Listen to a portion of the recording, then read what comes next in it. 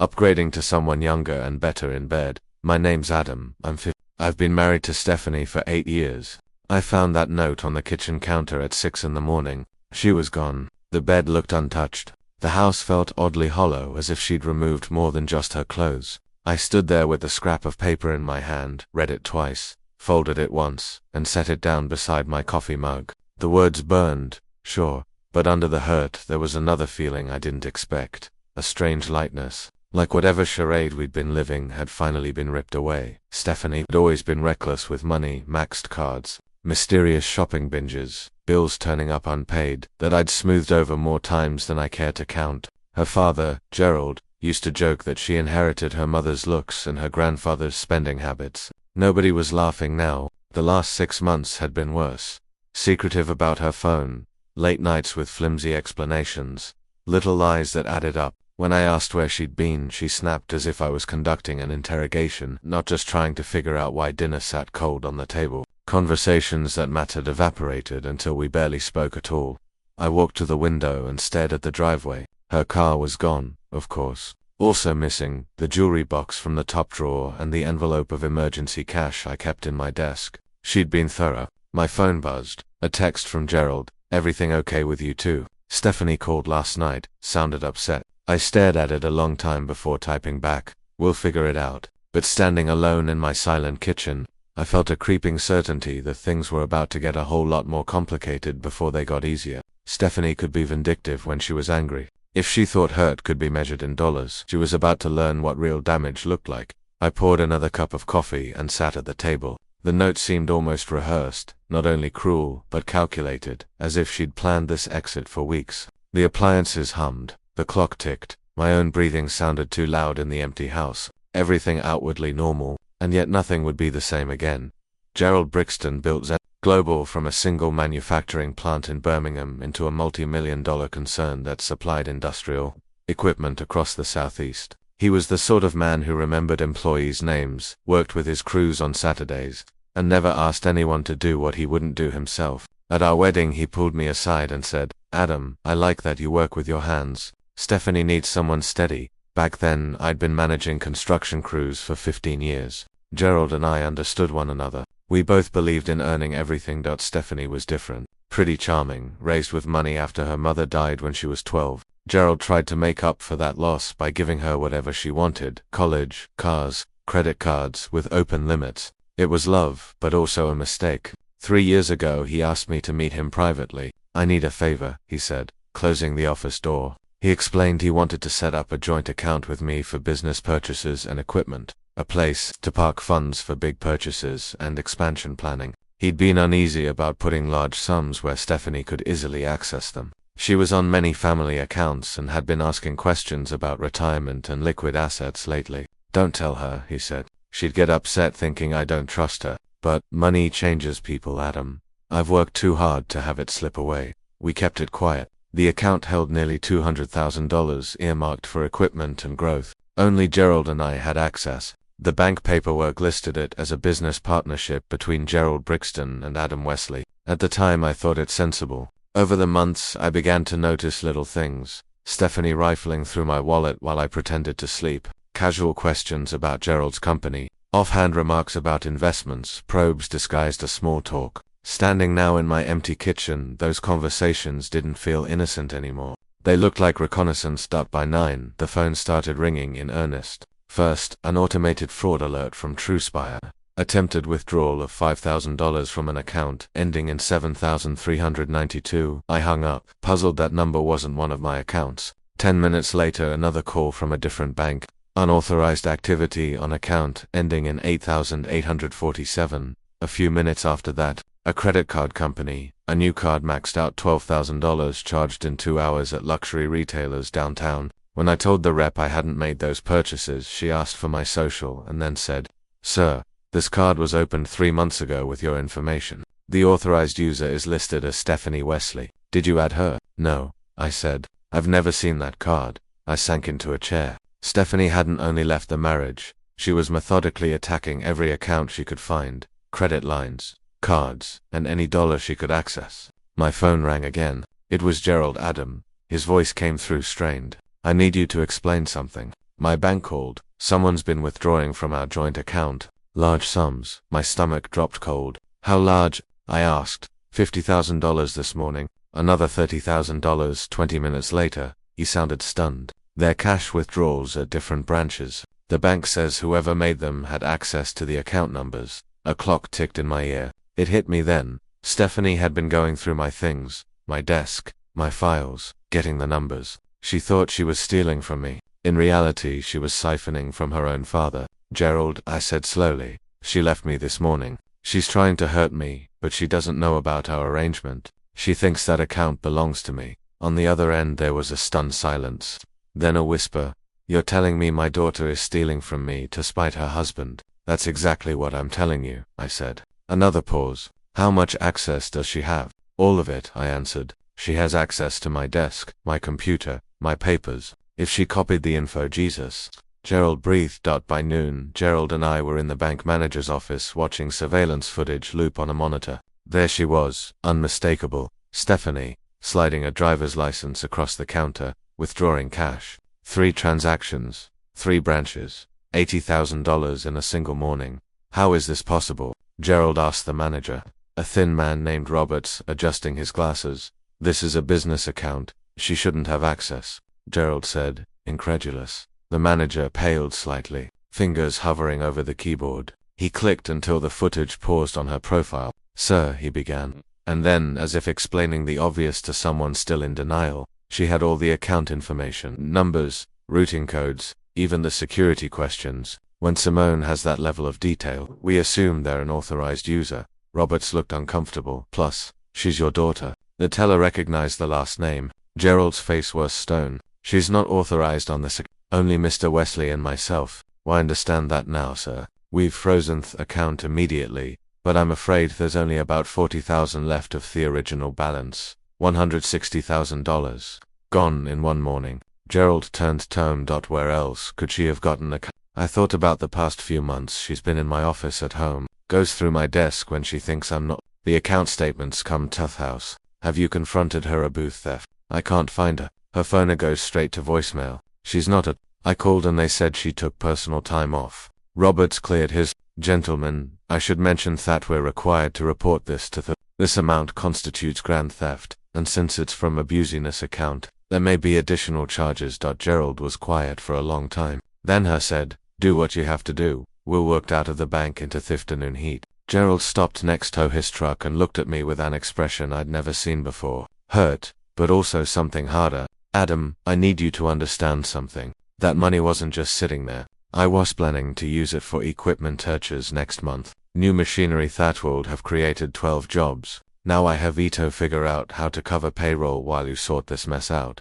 The weight of that hit me. This wasn't just about Gerald losing money. It weighs about the people who worked for him, the families depending on those paychecks. I'm sorry, I said. If I'd known she was going through my things, this isn't your. He pulled out his phone. But I need to make some calls. See if I can move some assets around. Cover theft before. He paused. And I need to figure out how to tell the rest of the family that Stephanie stolen from the family. That afternoon, I drove around Birmingham looking for her car. Check at her sister's house, her best friend's apartment, the gym where she used to work out. Nothing. But at 4 o'clock, my phone rang with another fraud alert. She just tried to use a credit card at a hotel in Huntsville, 2 hours north. I called Gerald. She's in Huntsville. Probably thinks she's far enough away to avoid questions. Good, he said, because I just got off a phone with my lawyer. He says if we can prove she's still actively spending money, it strengthens the theft, shows intent to defraud. What do you want me to do? Nothing. But her keeps. Every transaction she makes digs the hole deeper. His voice was bitter. I raised her to be better, Thanfus, Adam. I don't know where I went. You didn't go wrong.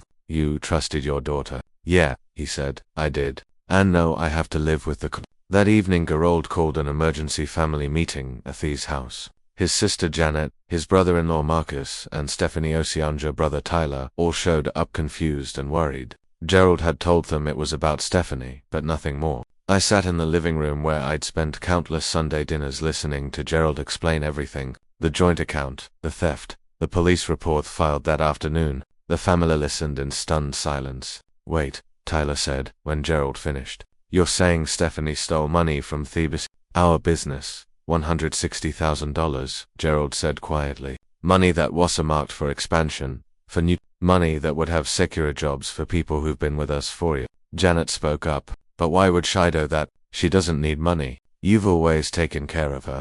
Gerald looked at me. Because she thought she was stealing from Adam, she was trying to hurt her husband financially and ended up robbing her own family. The room went dead quiet. Marcus leaned forward. Are you telling us she didn't know the money was yours? That's exactly what I'm telling you. She thought it was Adam's personal account. She was trying to destroy his life and ended up destroying her own future with this family. Tyler stood up and started pacing. This is insane. Stephanie's always been irresponsible with money, but theft from her own father. There's more, Gerald said. He pulled out a folder from his. I had my accountant go through the Vera thing this afternoon. This wasn't the first time. Small amounts have been missing from various accounts over the past year. A few thousand here, a few thousand here. I thought it was bookkeeping errors. He spread out bank statements on the coffee table. Look at these dates. March 15th, July 22nd, October 3rd. Every time, it coincides with periods when Stephanie was asking me about money, about the business, about my retirement plans.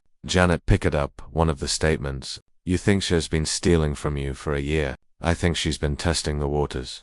Seeing what she could get away with. Today was just the first time she got greedy enough to take an amount that triggered fraud alerts. I felt sick, Gerald. I had no idea she was. This isn't about you, Adam. This is about my daughter making choices. Bad choices that hurt people who trusted her. He gathered up the papers. I've been supporting her lifestyle for years. Her car payment, her credit cards, even some of the expenses for the house you live in. All of that stops now. Marcus asked the question everyone was thinking. What happens next? The police will arrest her when they find her. The district attorney will decide whether to prosecute, and I'll have to figure out how to rebuild the trust. She's destroyed. Gerald's voice was steady, but I could see the pain in his eyes. She's my daughter, and I love her, but she's also a thief who stole from her own family. Tyler sat back down, looking stunned. What about Adam? Where does this leave him? Gerald looked at me. Adam's done nothing wrong. If anything, he's a victim here, too. She left him, tried to destroy him financially, and used information she got from his private papers to commit a felony. He paused.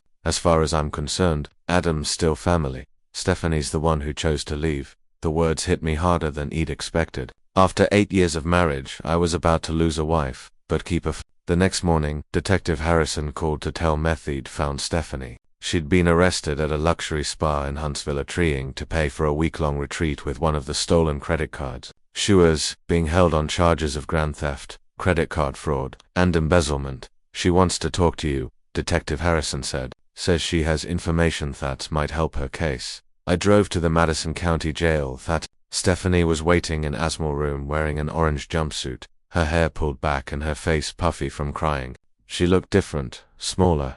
Adam, she said when I sat down across from her. Thank God you're here. This is all a misunderstanding. I didn't say anything. I was angry. Okay, you've been so distant lately. Andy I thought you were having an. I saw all those bank statements. All that money and accounts I didn't know about. I figured you were hiding assets from me, planning to leave me with nothing. So, you decided to leave him with nothing first. I wasn't thinking clearly. I was hurt. She leaned forward. But, Adam, we can fix this. You can talk to my dad. Explain that it was Amos. Tell him I'll pay everything back. I looked at her for a long time. Stephanie, do you know whose money It was your money. I saw the account statements in your desk. It was say our father's money. The joint account set up with me for business purposes. The one he asked me not to tell you about, because he was worried about your spending habits. The color drained from her face. That's not possible. $160,000 money he was going to use to expand the business, to create jobs for people who have worked for him for years. You stole from your own father, Stephanie. She sat back in her chair like I'd hither. No, that's not. You're lying. Call him yourself. Ask him about their joint account. Ask him about the police report he filed yesterday. Ask him about the lawyer he hired to make sure you face the full consequences of what you've done. For the first time since I'd known her, Stephanie was completely speechless. He knows about the other times, too.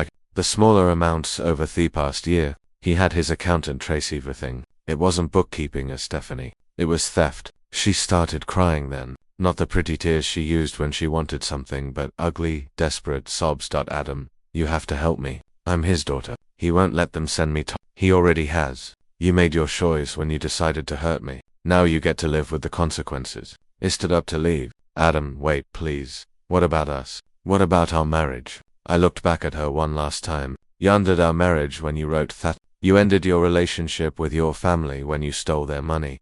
And you ended any chance of fixing this one. You chose revenge over honesty, so that's it. You're just going to abandon me. No, Stephanie. You haven't. I walked out of that jail and drove straight to Gerald's office. He was sitting behind his desk looking older than I'd ever seen him. How'd it go? He asked. She knows, I said. She knows exactly what she did and who she did. Gerald nodded slowly.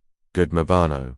She can start making better choices. But we both knew it was too late. 3 months later, I sat in the courtroom as Judge Morrison read Stephanie's sentence. 5 years in state prison for grand theft with the possibility of parole after 3 years. Additional restitution of $160,000 plus court costs and penalties. Stephanie stood next to her no longer the confident womanhood left that cruel note on my kid. She'd aged in those 3 months off jail time waiting for trial. Her hair was thin, her face gaunt. Her expensive cleats replaced by an ill-fitting suit her brother had brought her. When the judge asked if she had anything to say, she turned to look at Gerald in the gallery. I'm sorry, Daddy. I'm so sorry. Gerald didn't respond. He sat with his hands folded, his face impassive. He'd attended every hearing, not to support her, but to ensure justice was served. The prosecutor had painted a clear picture during the trial. Stephanie had systematically stolen from her family for over a year, culminating in the massive theft that devastated the business's expansion plans.